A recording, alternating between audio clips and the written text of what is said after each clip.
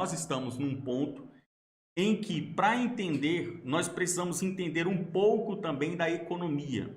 Porque o aspecto econômico ditou muito do que nós somos e de onde estamos hoje, tá bom? O Mises vai falar sobre preferência temporal, tá? Preferência temporal. O que seria preferência temporal na literatura da escola austríaca? E aqui eu li no Mises.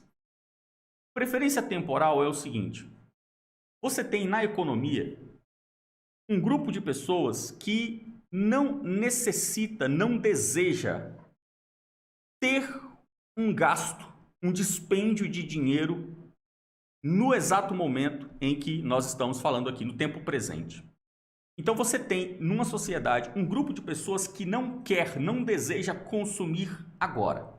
Então esse grupo da sociedade, ele consegue ter uma preferência temporal menor, ou seja, ele prefere o presente de forma menor do que outros grupos.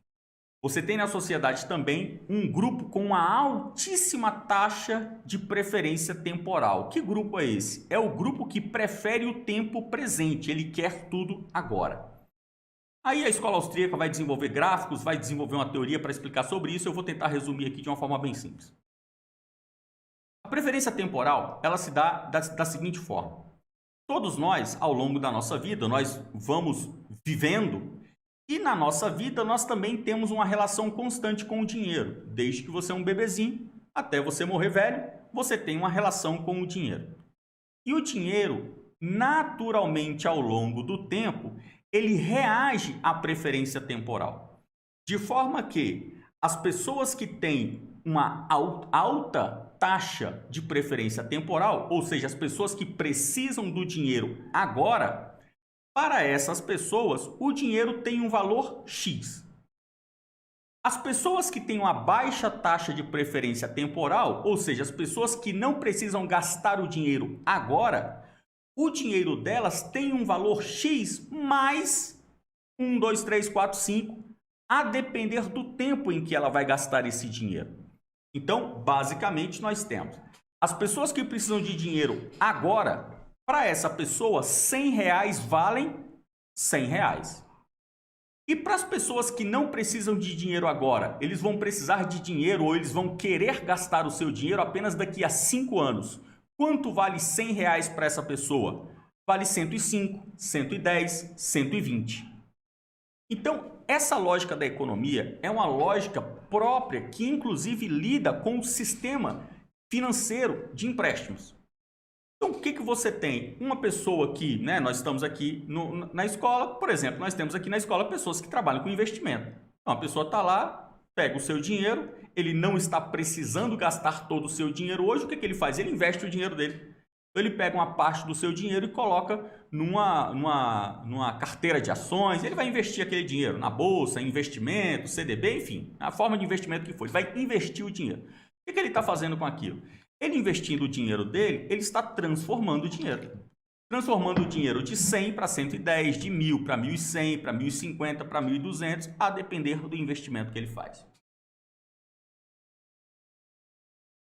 E as pessoas que estão aqui na escola, mas que precisam do dinheiro hoje, segunda-feira está aí, depois de amanhã é segunda, a pessoa precisa pagar uma conta de energia, uma conta de água. Para ela, aqueles R$100 vale exatamente R$100. Se a conta dela for R$100, ela vai pagar a sua conta. O que acontece?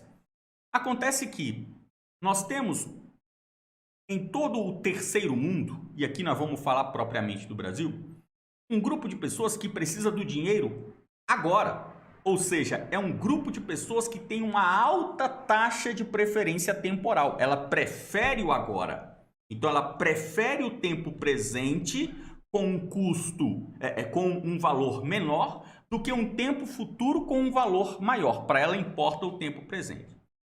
Só que esse grupo, ainda pior do que ter uma alta taxa de preferência temporal, esse grupo sequer tem dinheiro. Então você consegue imaginar um grupo que tem necessidade ou desejo de gastar o dinheiro no futuro, o grupo que tem necessidade ou desejo de gastar o dinheiro no presente, e um terceiro grupo que precisa gastar o dinheiro no presente, mas nem tem o dinheiro.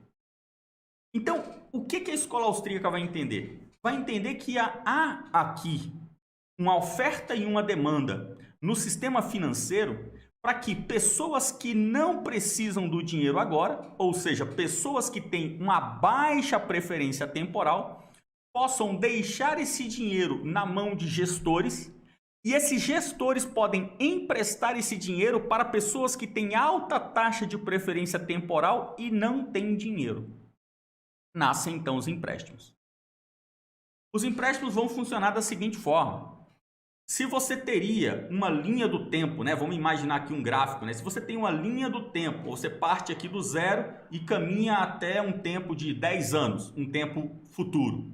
Você pode fazer uma linha de desenvolvimento dos lucros, né? Ou juros, uma linha de desenvolvimento de que quanto mais o tempo passa, mais esse dinheiro rende e cresce. Então ele sai aqui do 100 e terminará ao longo de 10 anos em 110, 115, 150, 200. O grupo que precisa do dinheiro agora, mas não tem dinheiro, ele vai pegar o dinheiro emprestado dessa pessoa que pode passar 10 anos sem utilizar. Esse dinheiro será emprestado para essa pessoa com base em juros. Então, neste gráfico, né, com a passagem do tempo de 10 anos, o dinheiro dele não vai crescer, porque ele não está investindo dinheiro, ele pegou dinheiro emprestado.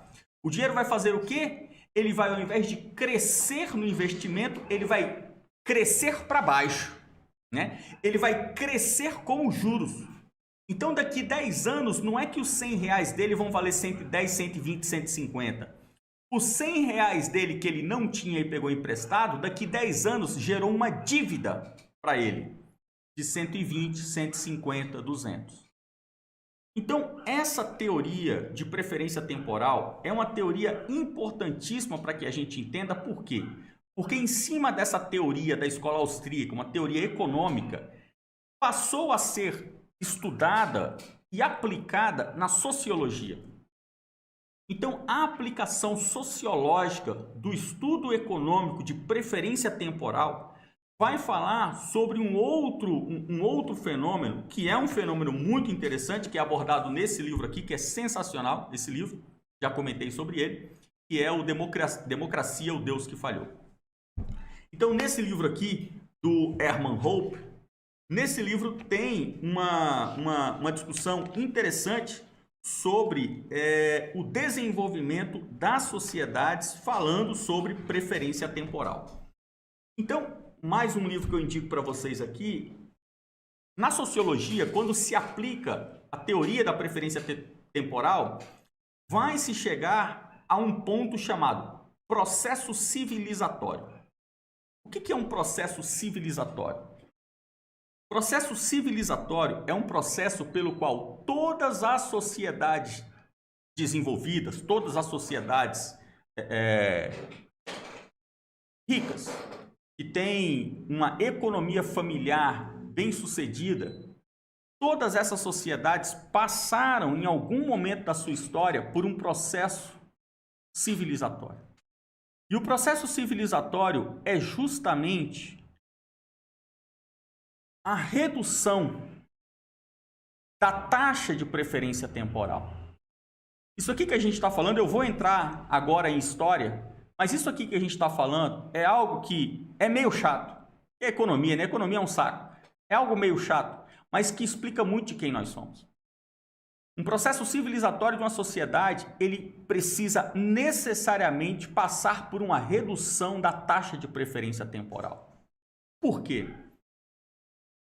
Quando as pessoas param de desejar o agora, quando as pessoas param de querer o consumo para desejos, para soluções imediatas, elas passam a trabalhar o dinheiro não mais no seu valor monetário, mas no seu valor perpétuo, no seu valor capitalizado. Então, nasce uma cultura de construção de capitais.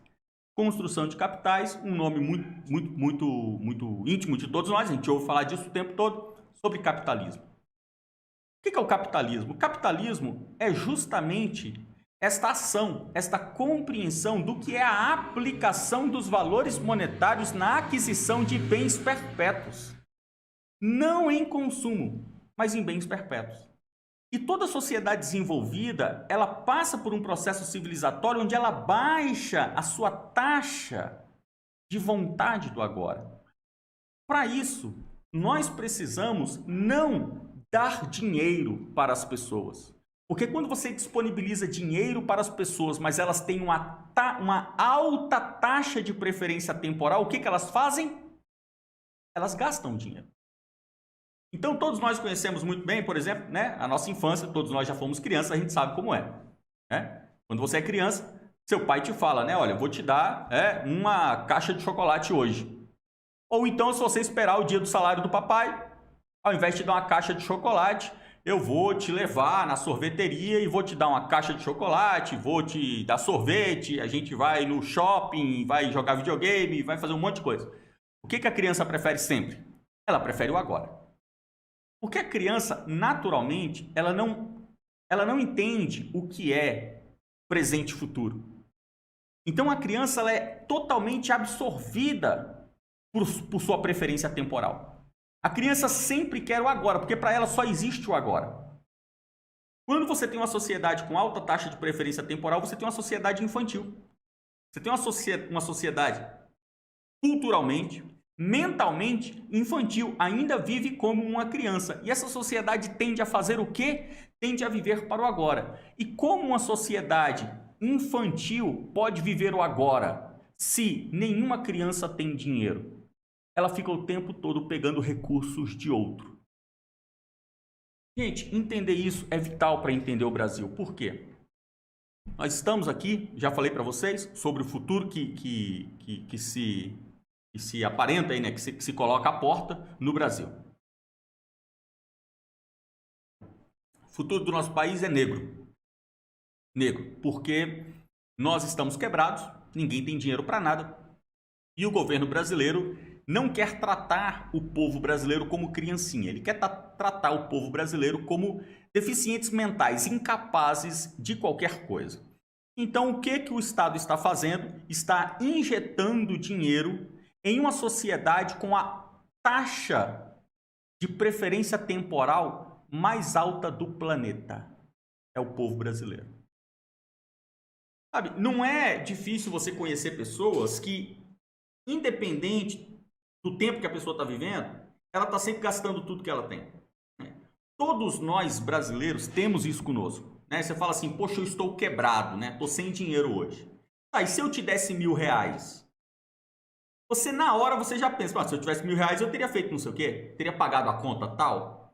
Aí se eu tivesse te dado 10 mil? Se eu tivesse 10 mil, eu teria quitado meu carro. E se eu tivesse te dado 100 mil?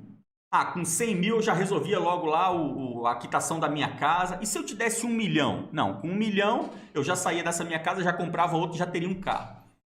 Independente do valor que eu te der, você consegue torrar 100% dele. Por quê? Porque o brasileiro, ele é pura preferência temporal. Poxa, o que a gente faz então? Aqui na sociologia, tá? Sociologia aplicando aqui a economia.